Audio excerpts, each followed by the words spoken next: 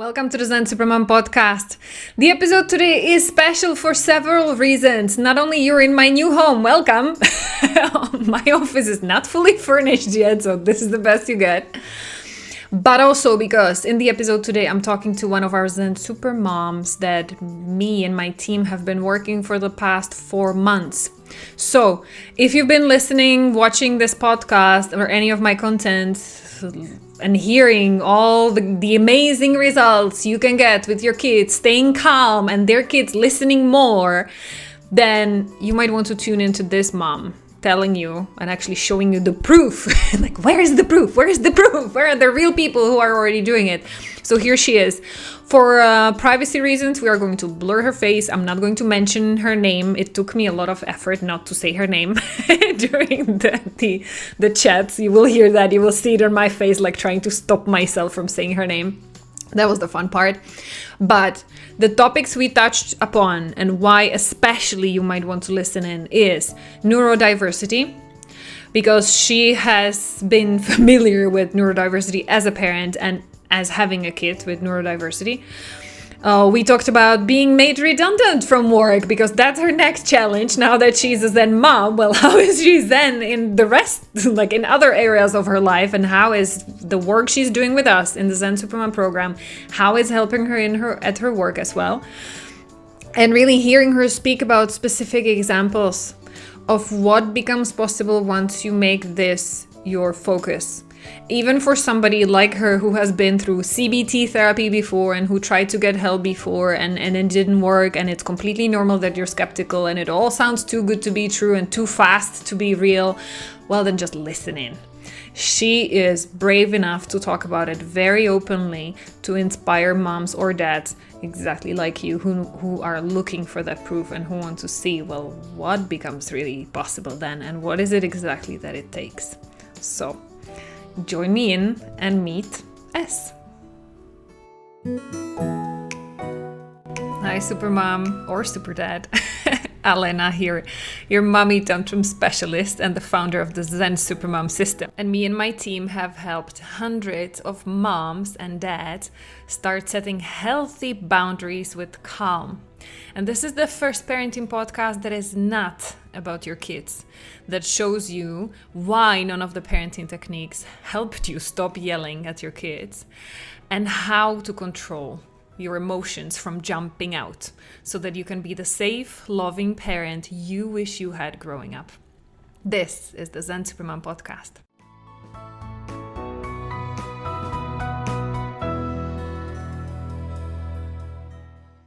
Hello there. So I'm welcoming S with me. Hi, S. Hi. Hi. And just to explain to all of the super moms and super dads who might be watching, we are doing that to protect your identity and really your personal life and your kids' lives, because they are not tiny babies anymore. Exactly. Yeah. So, and I appreciate you and your courage so much. Oh, thank you. Because even with that concern, and you want to keep your family safe and private, but at the same time, I can imagine like there's an important message you want to get out there, and that's why you would actually agree to talk quite openly. Even with the face absolutely. blurring. Yeah, and I think the thing is, for people who know me, I'm super open, but I think probably to the detriment sometimes then of like my, personal life. And one of the things about this program is, that I've realized is because that, I need to be better with my boundaries. So hence why, it's like, actually, my children are young and they haven't given the permission for me to be telling, their stories in finer detail. So, what can I do to help, but also keep, my boundaries. Beautiful. So we will respect that. And also, I will be asking some questions. I don't have them prepared, but if I ask a question that you don't feel comfortable answering, then you just let me know. You assert your boundaries. I'm not going to get upset about it. Everybody watching and listening, they will understand. So perfect. Thank you so much. No worries. So shall we start at the beginning? You were mentioning your children. So how many children do you have for anybody who's listening? And what was the struggle at the beginning? Yeah. So I have 2 young boys. They're both under 10. And I think, how I came to the program really was I had a lot of rage inside me for many years, I think, which I was quite I thought I was quite clear on where that was coming from. With my parents broke up when I was about 11. I had a lovely childhood, don't get me wrong. My parents are wonderful people. But I think I assumed I knew where that was coming from, and I'd never totally addressed it. And specifically what had happened was my eldest, for many years, we'd been, checking in. Has he got neurodiversity? Does he not? We believe he's got elements, but, the tests that he has had have said, he's not on the spectrum, but he's definitely, I don't know, the language nowadays, a deep feeling child. Okay. There's something there that's absolutely fine, obviously. And we were just having a lot of pushback, and I think the rage just one day, it just got out of hand, and I said things that I was shocked and embarrassed where it had come from. It was like this full-on dragon moment from me. Nothing physical, but just the verbal, and I think that was the breaking point. And that evening, I was doing the doom scrolling, and you popped up. And it was like, Mumzilla, mummy tantrums. And I was like, oh my God, that was me today. So actually I was in bed watching the hour of the free training. And I think I was like, oh, is this just some random scheme? And I thought, no, I'll just reach out. What's the worst that can happen? And that was the Saturday, actually. And on the Sunday, I think you had said, oh, well, I've got some time, later today. And I was like, oh, okay, why not? This is a real person. So, I spoke to you. I remember distinctly. That was the Saturday, spoke to you the Sunday. And I was in the program from, the day after. So, it was, I think I just seeing my son's face that day and the rage, I thought, I just made the decision. I thought that I could have an awful relationship with you if I don't get this in hand. So woo. What a journey. What a journey. Yeah, everybody, let's take a breath. I'm curious then, if I could take you back, because neurodiversity, like, and ADHD and all of these things, it comes up so often in my discussions with mom. Yeah. Could you share, and to the level of you're comfortable sharing, of course, what were the telling signs? What made you think that your son is maybe struggling with something in relation with you and your parenting? What was the problem for him and you? Sure. I suppose because, we've got two children, and, we're the same parents, and obviously everybody's different, but it was like, it kind of really showed them there was the differences, because you're like, well, we're not doing anything hugely different with the two of them, but yet he responds differently. And I think the bits really that we were always questioning were, when it was coming to us boundary setting, he didn't have an off button. And he would just keep going and going, despite, me being very visibly upset.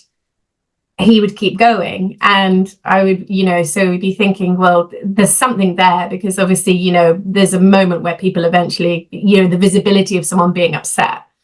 And also, I suppose when he was in his younger years, just little things like textures, doesn't like certain textures of things, or sensitive to like certain clothes. So I suppose there was the elements of the kind of the things you see in the checklist that are there nowadays, because there's so much content. And we'd spoken to school, and he was having anxious moments going into school, and we spent a lot of time last year really supporting him with that, the morning drop off.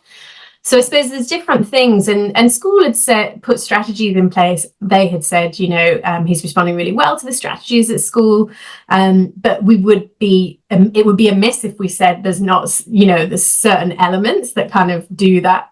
It's awful to say a tick list, but what they look out for suggesting of neurodiversity. So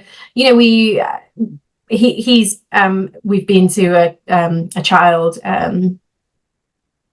Psychiatrist who believes in like the whole kind of looking at the whole person and natural remedies. So we've changed up his diet, and actually, I think some of it's just him aging, and he's so much better. But I honestly think in that moment, and also I remember my first ever assessment session with you had said that actually sometimes it's the parenting style that is making that situation worse, and how they're responding to you. You could be setting some of those elements up yourself. So yeah, I think that really, did a light bulb moment for me, actually. I see. So before you were actually, because I'm trying to get to the moment to connect with moms who might be in the same place right now. No need to apologize for anything. It's perfect. I'm thinking from the perspective of moms who are at the beginning and they're thinking, well, it's just because my kid is different. My kid needs something else. So were you also at that point where you were thinking, well, I just need to get help for my kid and then I'll be calm because they will start responding in a normal way, or how these parenting techniques are telling me he should be responding? Did you think like, I just need to fix him and then everything will be okay? Or what? Are there any signs that maybe not really, not only? So I think, that's a really good question, because I think actually we'd spent, the last couple of years supporting him, and he was improving in respect of kind of those factors that we were putting in place. So I was like, actually, this is on me now. Like, I'm the variable here that's not not to say my husband's not changing either, but I was like, actually, come on, I need to look at myself here. What am I doing? And I think I'd seen one of, those like meme things about actually the protect the mothers, because your energy can really affect the entire household. So I think I'd seen a couple of different things, but I was like, actually, come on a minute, the buck stops with me. I need to look at me now. So I think that was where, reading, your advert and the post and then speaking to you, I was like, actually, I need to invest in myself here. So, yeah. There's peace that is not going to go away, even if your son gets all the help he needs and he deserves. But still, there's something in that you are bringing in the relationship with your energy that's not helping him. Yeah, absolutely. Excellent. Well, bless you for being the mom you are, so aware and so actually like courageous to look inside, because that's usually the most painful moment for moms to understand and realize, like, you're giving so much. I bet like you sacrificed your life for your boys. You would do anything for them, and to realize that maybe you're contributing to it, like that is very confronting to admit that it's possible that's happening. So thank you. Excellent. So I'm curious then to go next on your journey, because here you were realizing it's not just your son, there's something in you, but you have already done some therapy before to work on your childhood. And you have already done some things. So I can imagine like you were skeptical about exactly like, is this online thing? Like, who knows? Is this just a scam, or who is this crazy lady? So what is it that you were thinking, and what helped you get over it? Like to actually take the leap of faith and jump? Yeah, absolutely. So I think, I think it was the fact that you bring together in this program a few different elements. And so there was, the fact that you were doing the online training, but it wasn't just that, it was also the one-to-one sessions. And then the bit that I've found all of those bits super powerful, but the group sessions. And I think as soon as I opened up that access, once I'd signed up the membership, I think I listened to a group call that you can get access to in the platform.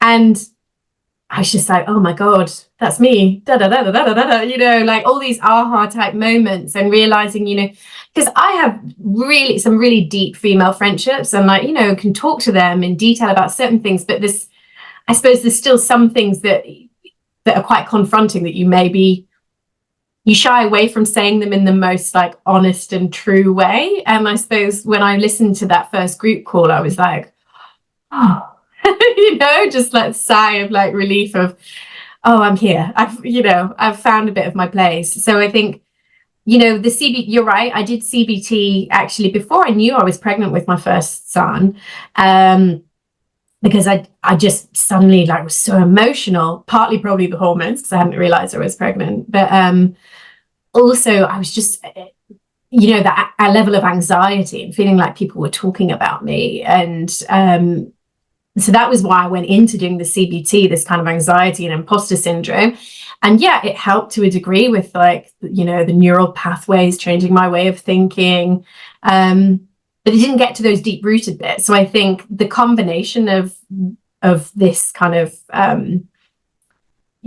offer, whatever you want to call it, of what you provide to people was what really kind of drew me in, because I was like, actually, okay, I'm going to work on that one-to-one deep trauma kind of childhood stuff, plus have these group sessions, plus have this online training. So it didn't feel like you were just being left out at sea with just online training or just one-to-ones. It was like, just felt holistic really for me. Very good. And you managed to find what worked best for you, which is exactly the intention, like make it work for you. Beautiful. Yeah. I'm curious because for those who might be watching and listening who have like no idea, who are listening for the first time, like childhood trauma, like what? I had a happy childhood, or what do you mean it's connected with my anger? So to the level that you're comfortable talking about, what was it in your childhood that you realized that like the CBT was not touching the root of it? So what was the root? Do you know, my first ever session was super, all of them were powerful, but that one was the most like visibly powerful, I suppose, in terms of first session. My first ever session. Yeah. So as I say, I think I'm quite I wear my heart on my sleeve. People that know me really well, I'm not a small talk person. I'm very like into the deep chats. So I think as I say, I thought I knew where a lot of my rage came from, because my parents divorced when I was 11.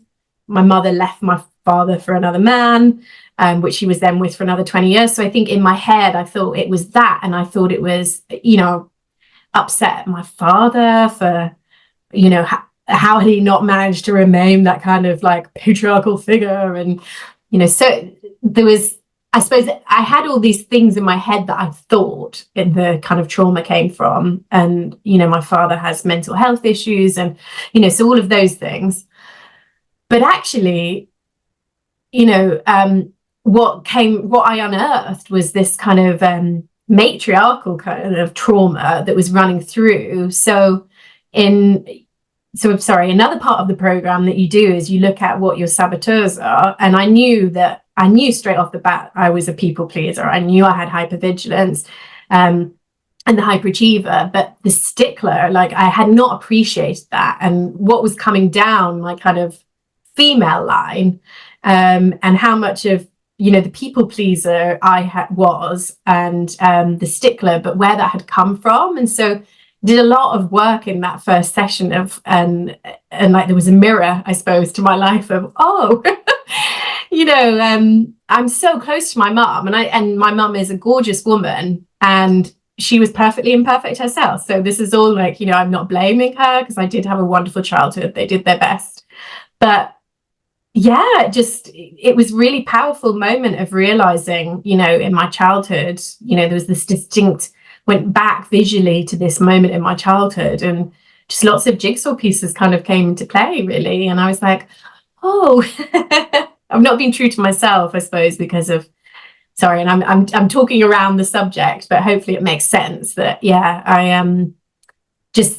I think I went back maybe about 4 generations of women of realizing actually what had happened there. And, it was just one moment that I think I'd remembered as quite a happy thought, but I was able to uncover things that were happening around me in the situation I'd been in as a child. And just, people that there was confrontation happening, and then what I'd done with that energy and where that situation had then taken me thereafter. So beautiful. Yeah, hopefully that makes sense without the full detail. Generational trauma healing. I love that. I love how you're talking about it, and also the energy I want to highlight here. We are not here to blame our parents, and point fingers, because just like you don't want your kids to grow up and 20 years from now, like turn around and point finger at you because you're doing the best you can. Absolutely. The same thing. We don't want to do the same to our parents. They did the best they could with what they knew. Exactly. It's just, this is the difference.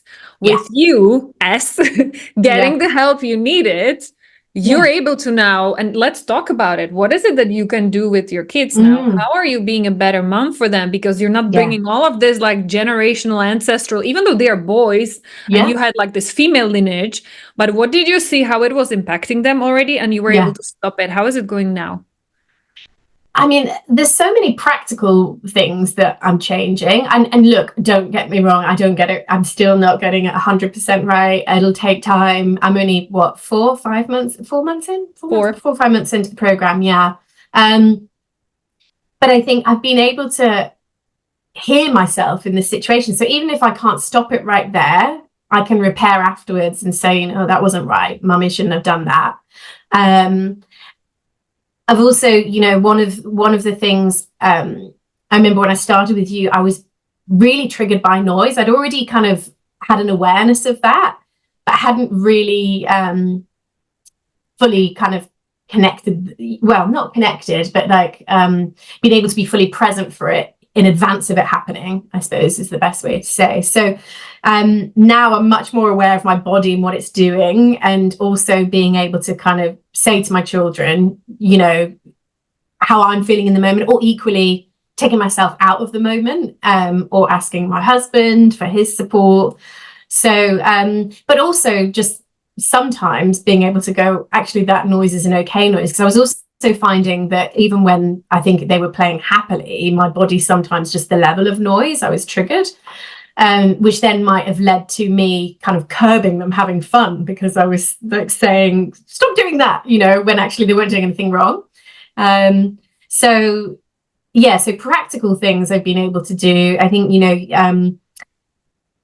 part of the program, you talk a lot about these positive PQ reps. And I think at the start, I'm quite a visual person. I clearly got, myself some levels of neurodiversity. And it can take me a little while for, things to kind of slot into place, even though practically I might think I understand what I'm doing. And I think I remember at the start having a bit of like trouble with the PQ reps. And then I was like, actually, these are just things I probably do in my day-to-day when I'm walking my dog. Like, I don't need to think this is something wholly different. And essentially just taking a moment to kind of breathe and stop the noise and the chatter that's going on. So I'm sure you'll explain it a little better, but for me, I was like, actually, okay, it's whatever I need to do, whether it's exercise, which I really do love doing exercise, and if I've not done it for a few days, I can feel myself on edge. So I think there was a lot of practical things that I got from the course.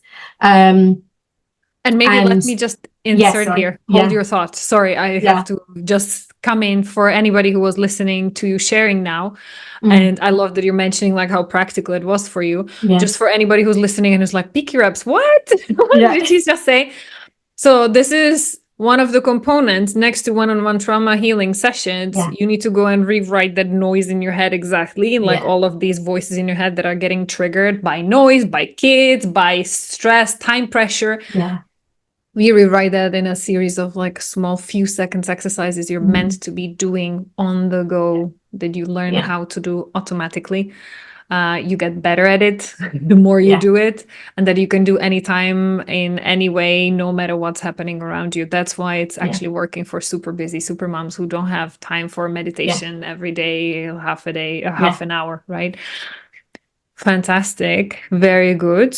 It is something that you will keep practicing for the rest of your life, but also I'm sure you have seen the results. So we did have our check-in points 3 months after you were in the program for 3 months, and you were already telling me like so many wins. That's why I invited you for this podcast episode. But it's been already 1 month since we talked. So let's talk about the wins. And then also I'll be interested in hearing, what is it that made you want to stay with us even longer beyond like the initial program? Because now you're an alumni already.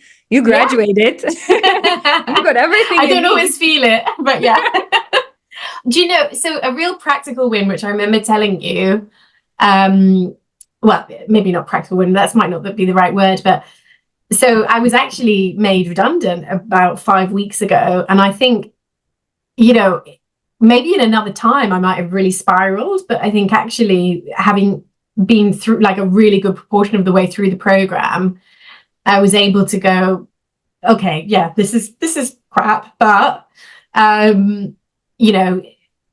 able to like listen into the voices and be like, come on a minute, you've got jobs in the past. Like I had to get a new job after my second child, I had to get other jobs because contract work maybe had finished. So I was able to kind of use some of the training to go, no, as soon as the voices and judge were telling me one way. So that's a real win I've had. So, and I'm still, I'm sure, give me a few months if I haven't got a new job, I might be spiraling, but I don't think I will be, actually. I feel really positive about things, and that actually, what was the lesson in what's happened. And I remember I was talking to a friend about stuff, and she said, oh, but I hope you're not, her phrase, and hopefully people across the world that understand it, she was like, I hope it's not too much navel gazing. And I was like, no, it hasn't been navel gazing, but it was a real, the training through kind of, I was able to apply it to a lot of work situations, because I was also, prior to being made redundant, was having a tricky time with one of my colleagues, and actually was able to realize it was because she was a mirror to some of the things I didn't like about myself.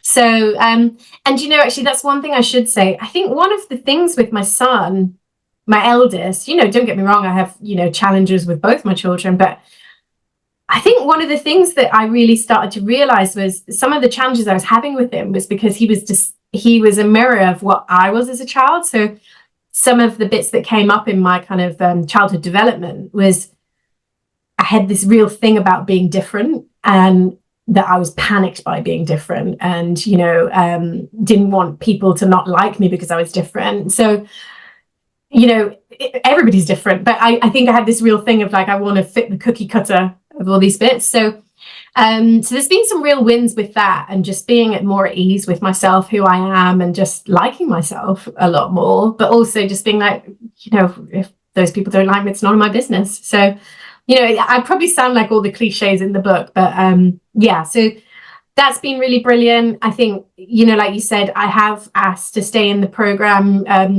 for another couple of months. I might stay a bit longer after that, but I think it's just knowing and having that support, and the group sessions, as I say, those aha moments, because people will, they'll talk about something that you're like, oh God, that happened to me this week. Like, I feel like every week when unfortunately, I haven't been able to make some of them because of the time of children's bedtimes, but when I listen to them afterwards, I'm like, oh my God, that happened this week. So that's one of the reasons I wanted to stay in. I also know that this is like a lifelong, journey I'm going to be on. And so, I need to keep the practice there and keep myself accountable. So I think that was another reason why I wanted to stay on.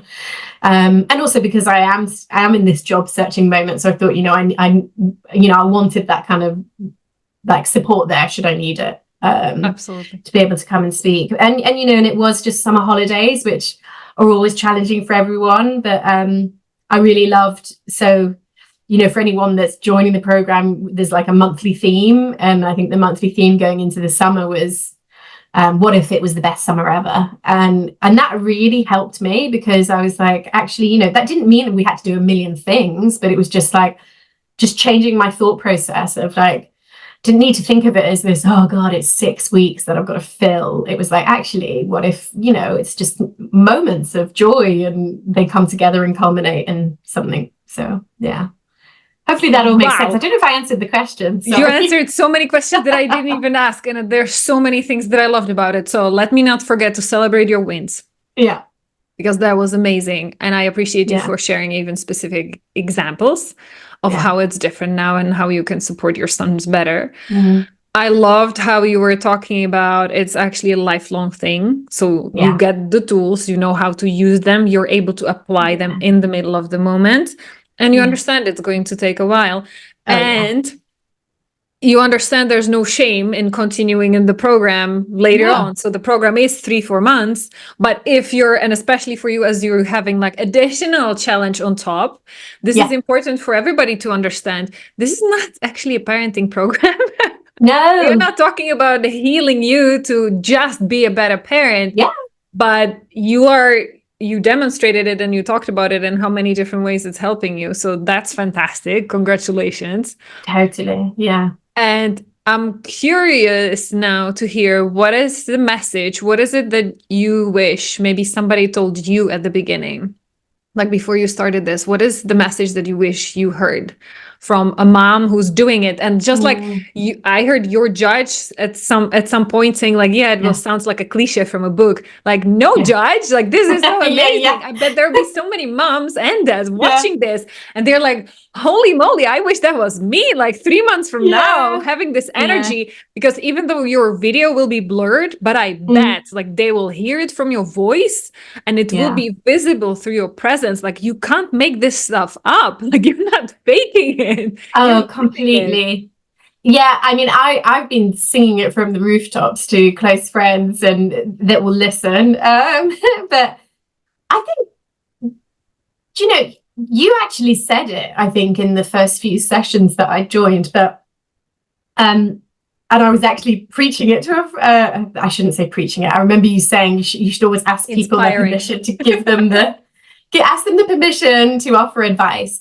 But I think it's simplify. It was one of the things that actually, you know, I never thought of myself as a hugely hyperachiever per se, but and I always thought I was quite open-minded, but I realized how much I'd been judging other people a lot.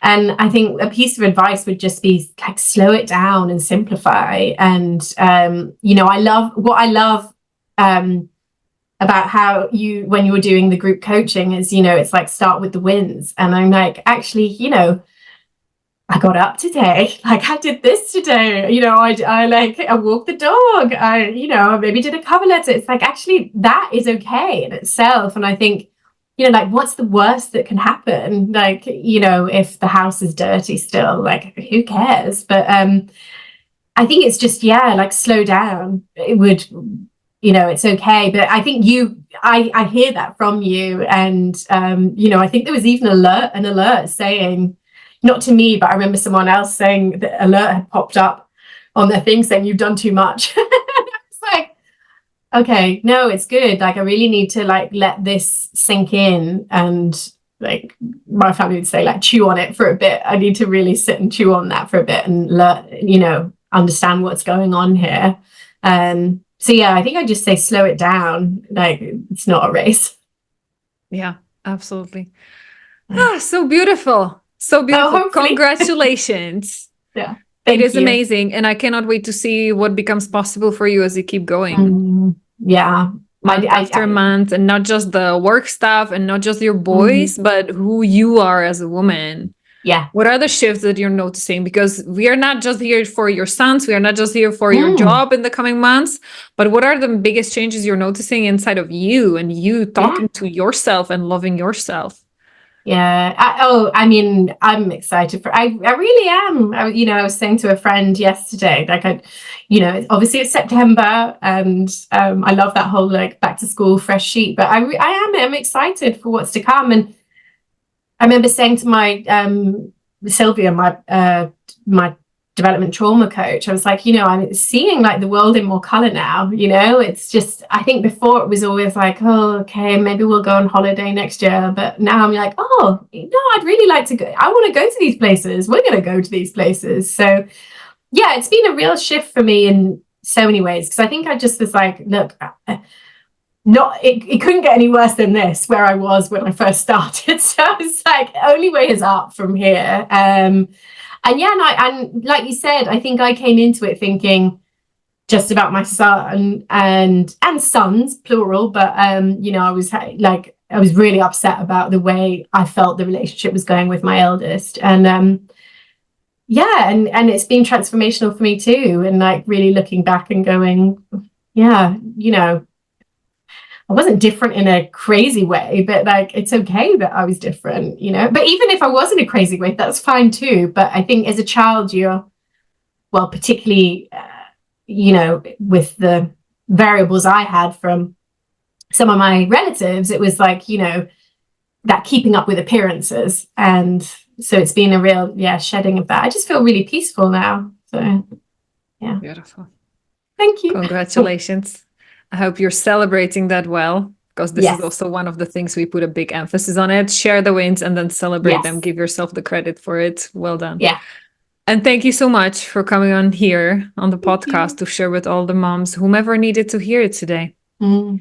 I bet there are so many lives you just touched by unlocking something in them, by speaking about your specific examples. I bet like there will be somebody who just like their eyes got open thanks to your example. So I really appreciate you. This is the ripple effect of your healing, not just on you, your life and your family, your loved ones, but thanks to your big heart and big courage, you're even now helping others find their path and realize what is it that they need. So I really appreciate you and I thank you for that.